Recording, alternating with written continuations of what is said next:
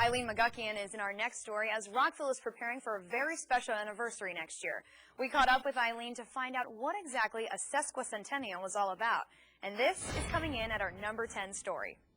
I'm going to put on my cotton gloves so I don't get the oil from my hands on these old records. How old are we talking? Well, we're going back to the beginning, 1860.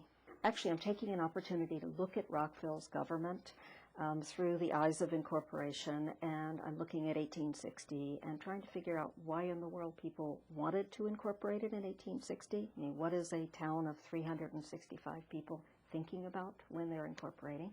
And then taking it in 50-year increments. 50 years after that is 1910. Did people still care that they were incorporated? What did they do about it? Did they celebrate it? What was the town like in 1910 as opposed to 1860, 50 years before?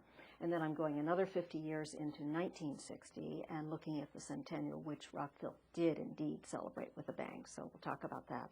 And then fast forwarding 50 years to today and looking at how Rockville is planning to celebrate its sesquicentennial.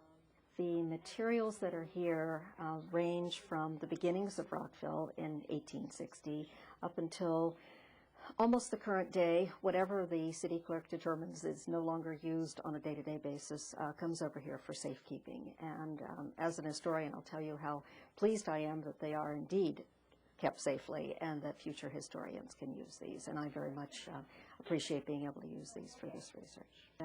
You just open up a box and not quite sure what you're going to find and generally know the type of thing you're looking for, but you don't know it until you see it, and when you see it, you know it.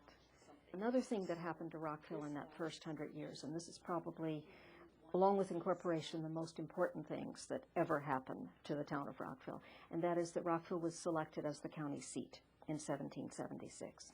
So there were really two choices in 1776, and one of them was the port of Georgetown, which was a booming town. But if you look on a map, the port of Georgetown is way down south, and most of the people in this new Montgomery County would have to travel for days to get there.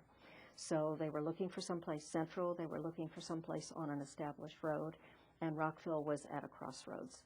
Wasn't called Rockville then, and for many years it was called Hungerford's Tavern, Owen's Ordinary, Montgomery Courthouse, became Rockville by the 1820s.